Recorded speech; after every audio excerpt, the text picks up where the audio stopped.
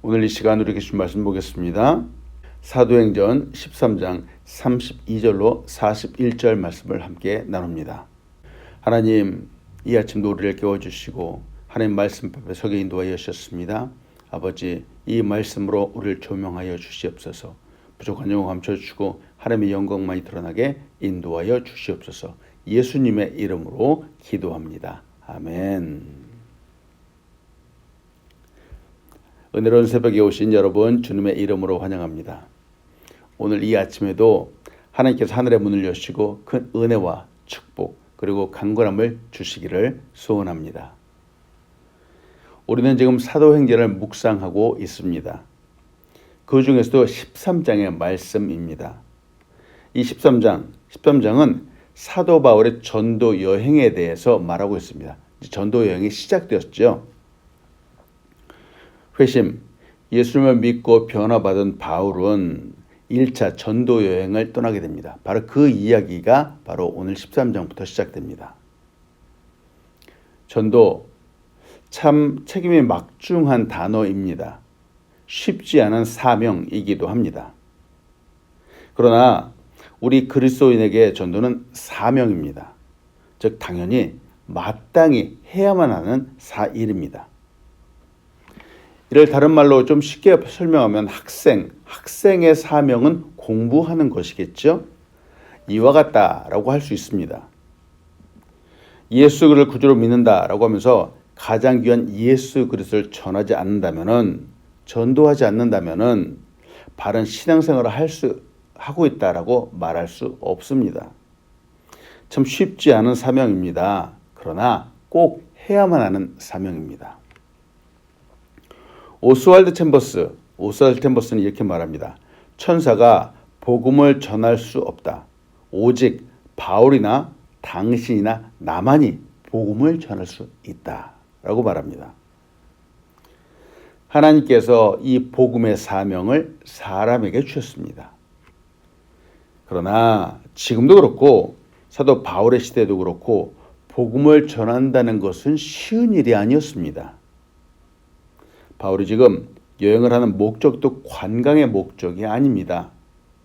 예수 그리스도를 전하고 교회 공동체를 세워야 된다라고 하는 목적 때문에 두루 도시마다 다녔습니다. 그런데 가는 곳마다 복음의 길이 쫙 펼쳐지고 문이 열린 것은 아니었습니다. 시련과 핍박이 참 많았습니다. 같은 동족인 유대인들에게도 시기를 당하고 핍박도 당했습니다. 그럼에도 불구하고 복음이 증거되었습니다. 이 사명을 잊지 않았기 때문에 그렇습니다. 예수 그리스도가 전해졌고 믿는 사람들은 여전히 생겨나게 되었습니다. 이런 역사, 복음의 사명을 잘 감당하여서 영원히 구원받는 역사가 오늘 우리를 통해서 또한 나타나기를 소원합니다.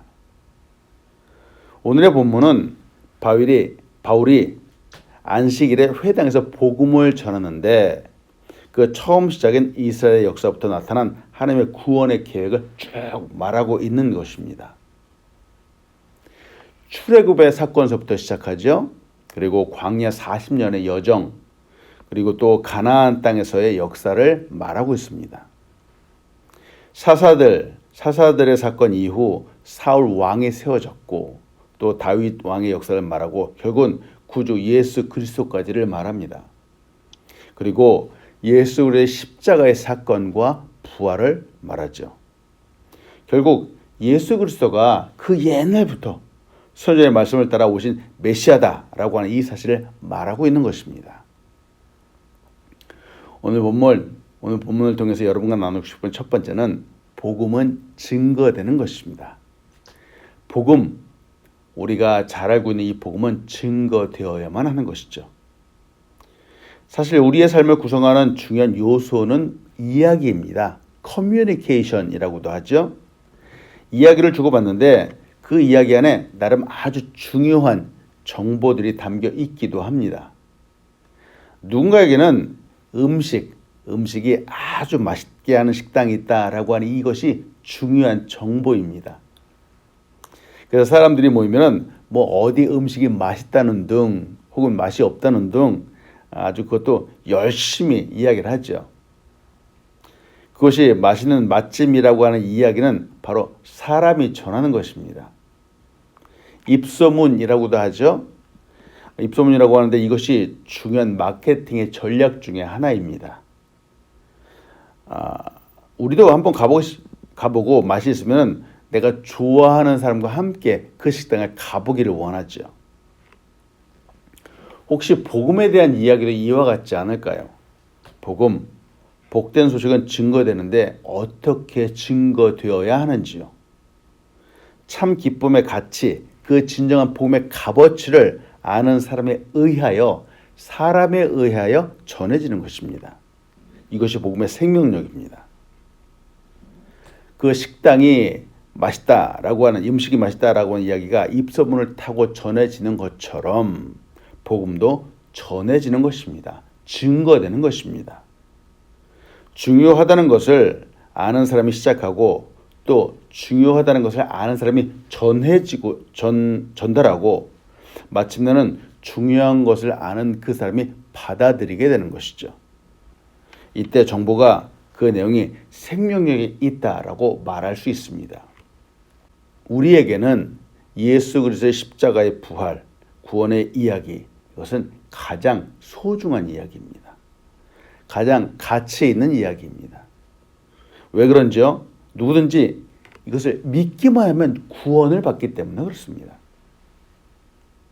사도행전 2장 21절은 우리에게 이렇게 말하죠. 누구든지 주의 이름을 부르는 자는 구원을 받으리라 하였느니라. 아멘. 믿는 사람들의 사명은 바로 이것이죠. 다른 누군가가 주 예수 그리스도의 이름을 부르도록 이 중요한 것을 전달하는 것입니다. 증거하는 것이죠. 한 가지 이야기를 나눕니다. 직장 생활을 성실하게 잘하는 사람이 있었습니다.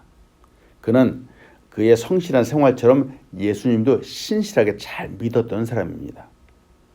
그러나 그의 주변에 다른 직장 동료들은 하나님에 대하여도 또 예수 그리스도에 대하여도 아는 것이 없었습니다. 관심도 두지 않았죠. 그럼에도 그 믿지 않는 사람들은 이 성실한 사람이 자기와는 사뭇 다르다라는 것을 알고 있었습니다. 말하는 것부터 태도, 얼굴 표정 하나하나까지 자기들과는 많이 다른 점들이 보였기 때문이죠. 부활절을 며칠 앞둔 어느 날 그 믿지 않는 직장인 중에 한 사람이 부활절과 유월절이 서로 관련이 있다라고 하는 이 이야기를 어딘가에서 문득 들었습니다. 그리고는 이 둘 부활절과 유월절에 서로 어떤 관계가 있는가 갑자기 궁금해지기 시작을 했습니다. 생각하던 중에 자기 옆에 그 성실한 사람이 생각이 났고 그에게 물어보았습니다. 이거 하나님 이야기 같은데 자네가 좀 알지? 유월절이 뭐야? 하고 이렇게 말했습니다. 그래서 그 성실한 사람은 애굽, 이집트에서 노예로 살던 이스라엘 백성이 어떻게 해서 출애굽을 하였는지부터 이야기를 하기 시작을 했죠. 거기에 10가지 재앙의 이야기를 하면서 집집마다 사람과 가축 중에서 처음 태어난 것을 다 죽게 되었다라는 것을 말해 주었습니다. 그렇지만 희생양의 피를 문설주에 바른 집은 죽음의 사자가 그냥 넘어갔다라고 설명을 해줬죠. 그래서 바로 이것이 유월절의 유래이다라고 이야기를 해주었습니다. 그리고 예수님이 나중에 유월절의 절기에 십자가에 못 박혀 희생 제물로 마치 양과 같이 죽으셨다라고 하는 사실도 말해 주었습니다. 이렇게 말하고 있는 그 순간이었습니다. 내가 지금 전도를 하고 있구나라는 것이 느껴지기 시작을 했죠. 그러면서 마음속에 기도하면서 복음을 잘 증거했다라고 합니다. 복음을 전한다, 전도한다, 이렇게 복음을 잘 전하기 위해서는 사실은 삶으로 먼저 보여주어야 합니다. 성실한 모습, 변함없는 모습 등 우리의 믿음을 사람들 앞에서 잘 드러내 주어야 합니다. 그러면은 이 복음을 강력하게 증거할 수 있습니다. 때문에 여러분 도전합니다. 복음은 우리의 입을 열어서 증거하는 것이지만 사실 먼저는 우리의 삶으로 증거되어야 합니다. 성실함으로, 거짓 없음으로, 변함 없음으로 먼저 증거되어야지 이런 신실한 사람의 말을 할 때 잘 듣게 되지 않는지요. 삶에서 세상의 사람들과 똑같이 적절하게 살면서 복음을 전한다면 그 영향력이 강력하게 나타날 수 있겠는지요. 이 복음은 증거되는 것입니다. 말을 통해 선포되기도 하지만 또한 우리의 삶을 통해서 보여지기도 하는 것입니다. 사도 바울이 지금 회당에서 복음을 증거하고 있습니다. 사도행전 13장 32절 37절은 우리에게 이렇게 말합니다. 우리도 조상들에게 주신 약속을 너에게 전파하노니 곧 하나님의 예수를 일으키사 우리의 자녀들에게 이 약속을 이루게 하셨다 함이라. 시편 둘째 편에 기록한 바와 같이 너는 내 아들이라 오늘 너를 낳았다 하셨고 또 하나님께서 죽은 자 가운데서 그를 일으키사 다시 썩음을 당하지 않게 하실 것을 가르쳐 이르시되 내가 다윗의 거룩하고 미쁜 은사를 너에게 주리라 하셨으며 또 다른 시편에 일렀을 때 주의 거룩한 자로 썩음을 당하지 않게 하시리라 하셨느니라. 다윗은 당시 하나님의 뜻을 따라 섬기다가 잠들어 그 조상들과 함께 묻혀 썩음을 당하였을 때 하나님께서 살리신 이는 썩음을 당하지 아니하였나니 하고 말합니다. 바울에게 가장 소중한 것이 있죠. 바로 복음입니다. 예수 그리스도입니다. 바울은 이 가장 소중한 것을 사람들에게 지금 전해주고 있습니다. 가장 귀하신 예수님에 대해서 말하고 있죠. 이는 하나님의 약속이었고 그 성취하심에 대해서도 또 증언하고 있습니다. 오늘 이 본문 말씀을 통해서 여러분과 같이 보고 싶은 것 중에서 먼저 너는 내 아들이라 오늘 너를 낳았다 라고 33절에서 이야기를 합니다. 이 부분은 바로 시편 2편 7절을 인용한 말씀입니다. 이는 메시아가 바로 다윗의 후손으로 오신다라고 하는 이야기죠. 예수님이 왕으로 오심을 강조하는 구절입니다. 그리고 또 다른 구절, 다른 시편에서 일렀을 때 주의 거룩한 자로 썩음을 당하지 않게 하시라 하고 35절에서 이야기를 합니다. 이는 시편 16편 10절의 말씀을 인용한 것입니다. 인간 다윗은 왕이었지요. 그러나 죽었습니다. 죽어서 그의 몸이 썩었지만 하나님이 일으키신 예수님은 썩지 않으신다라고 하는 이 사실을 강조하여 예언한 것입니다. 십자가에서 죽으셨죠. 예수님이 십자가에서 죽으셨지만 부활하신 예수님은 지금도 살아계시며 앞으로도 영원히 살아계십니다. 때문에 예수님은 잠자는 자들의 첫 열매가 되어주셨습니다. 사도 바울은 이 복음을 증거했습니다. 이것보다 소중한 것이 없었기 때문입니다.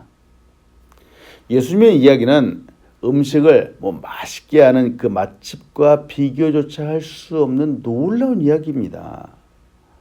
세상의 그 어떤 이야기도 비교될 수 없는 값진 이야기입니다.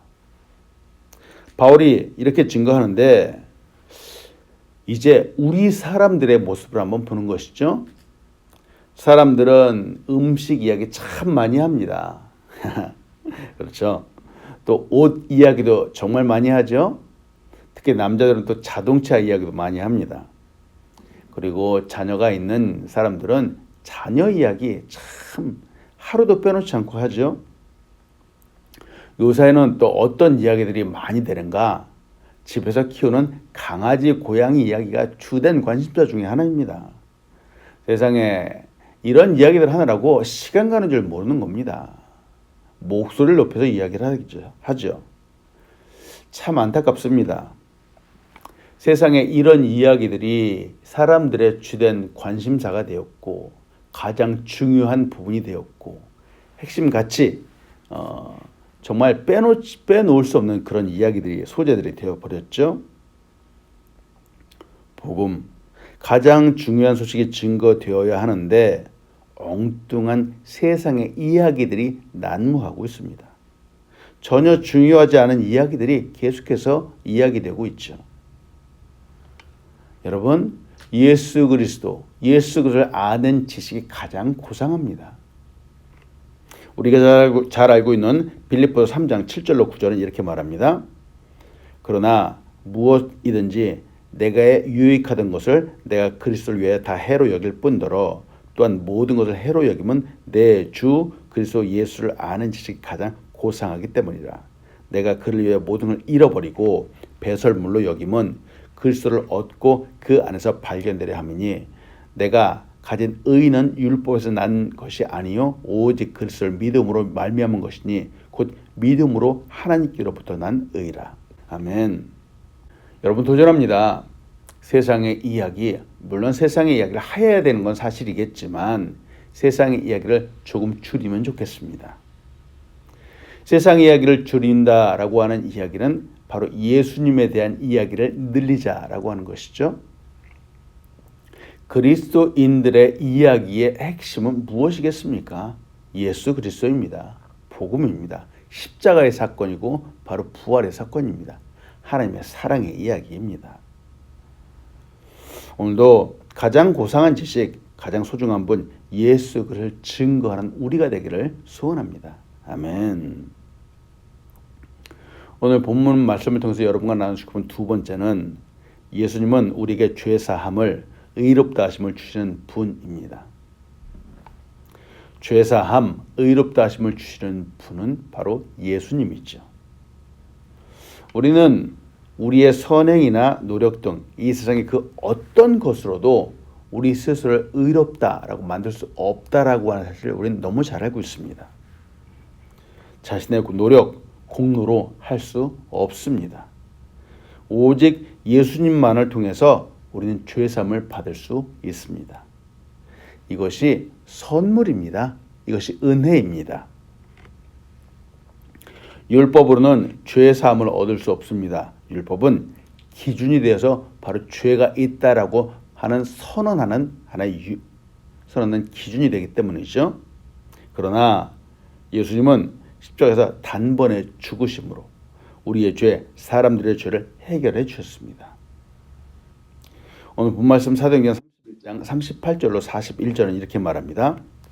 그러므로 형제들아 너희가 알 것은 이 사람을 힘입어 죄사함을 너에게 전하는 이것이며 또 모세 율법으로 너희가 의롭다 하심을 얻지 못하던 모든 일에도 이 사람을 힘입어 믿는 자마다 의롭다 하심을 얻는 이것이라. 그런즉 너희는 선지자들을 통하여 말씀하신 것이 너에게 미칠까 삼가라. 일렀을 때 보라 멸시하는 사람들아 너희는 놀라고 멸망하라. 내가 너희 때를 당하여 한 일을 행할 것이니 사람이 너에게 일러줄지라도 도무지 믿지 못할 일이라 하였느니라 하니라. 아멘. 놀라운 이야기입니다. 문제는 이 은혜의 이야기를 듣고도 믿지 않는다라고 하는 것이죠. 사람들은 이 복음의 이야기를 듣고도 또 보기도 하였는데 불신합니다. 믿지 않으려고 하죠? 맞습니다. 이미 마음속에서 믿지 않으려고 작정한 듯 보이죠. 이 메시지는 바울의 전도 여행 내내 심지어 지금까지도 우리가 사는 지금까지도 유대인들과 깊은 갈등에 고리되고 말았습니다. 한 번 죽는다. 사람이 한 번 죽는다라는 것은 정해져 있습니다. 이런 상황에서 유일한 길, 단 한 가지 구원의 길은 오직 예수 그리스도입니다. 사도행전 4장 12절은 우리에게 이렇게 말합니다. 다른 이로서는 구원을 받을 수 없나니 천하 사람 중에 구원을 받을 만한 다른 이름을 우리에게 주신 일이 없음이라 하였더라. 오직 예수 그리스도만이 우리를 구원의 길로 인도할 수 있습니다.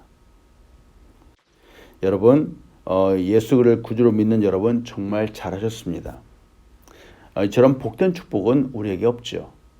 세상의 사람들은 이를 믿지 않습니다. 아무리 알려줘도 깨닫지 못합니다.